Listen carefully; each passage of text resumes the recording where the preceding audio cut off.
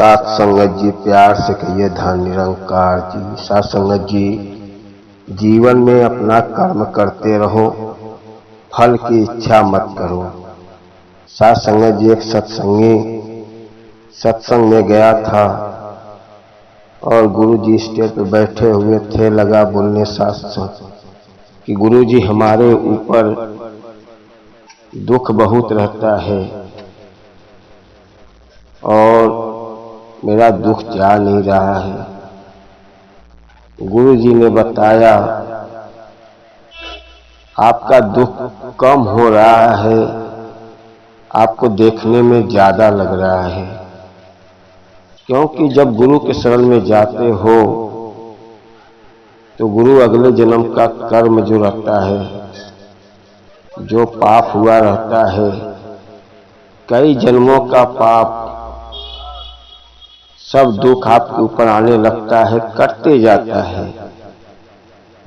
क्योंकि गुरु के शरण में गए हो तो गुरु जितना आपका अगले जन्म का कर्म है, पाप है, क्या क्या जन्म में क्या पाप हुआ था, सब उसको काटता है।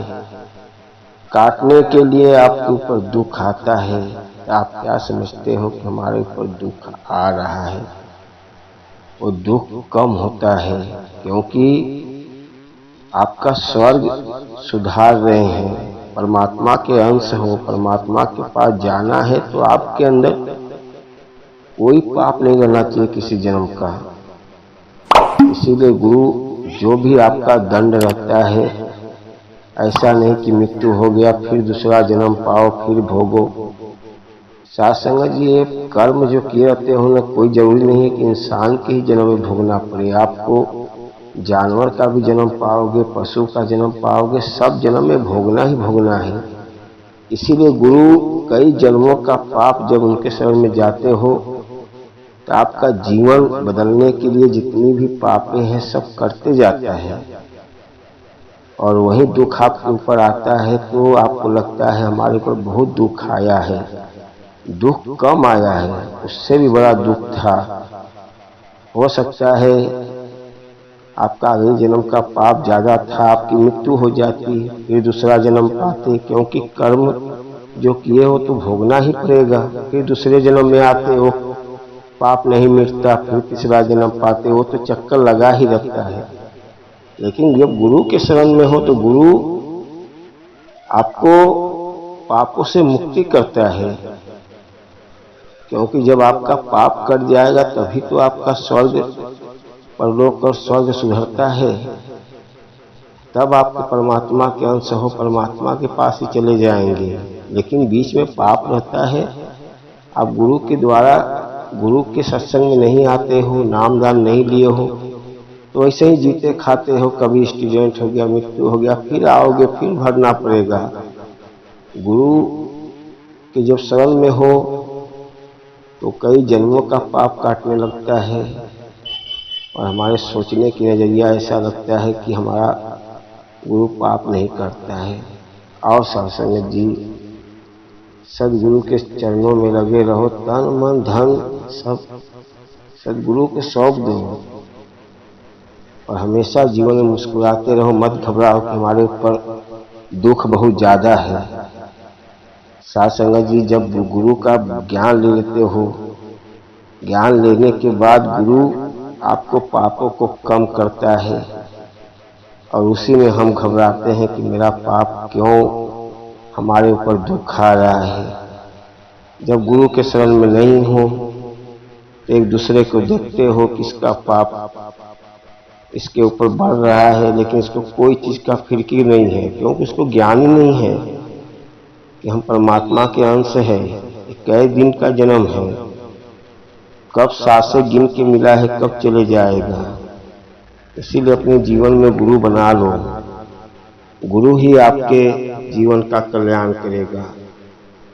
कहते हैं करता करे न कर सके, गुरु करे से हो, तीन लोक नौ खंड में गुरु से बड़ा न कर। गुरु चाहेगा तो आपका भाग्य बदल देता है।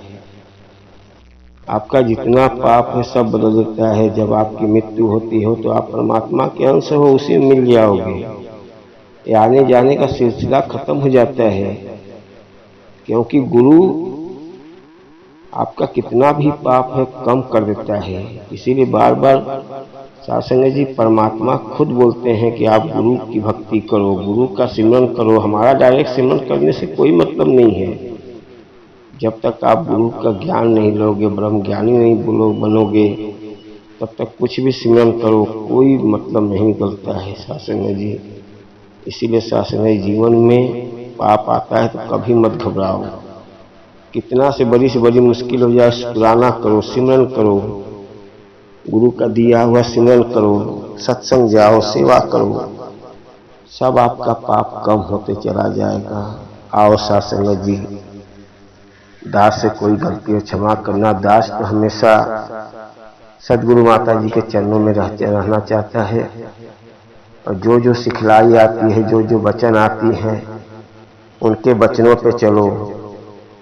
साध संगत जिसने गुरु के वचनों पे चला उसका जीवन बदल गया।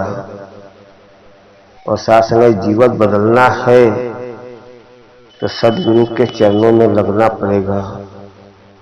सतगुरु ही हमारा कल्याण करेगा, बाकी कोई नहीं कर सकता है। सोचोगे मेरे रिश्तेदार करेंगे, मेरा ये करेगा, मेरा वो करेगा, मेरे पास बहुत से दोस्त हैं यार, है कोई नहीं काम आएगा।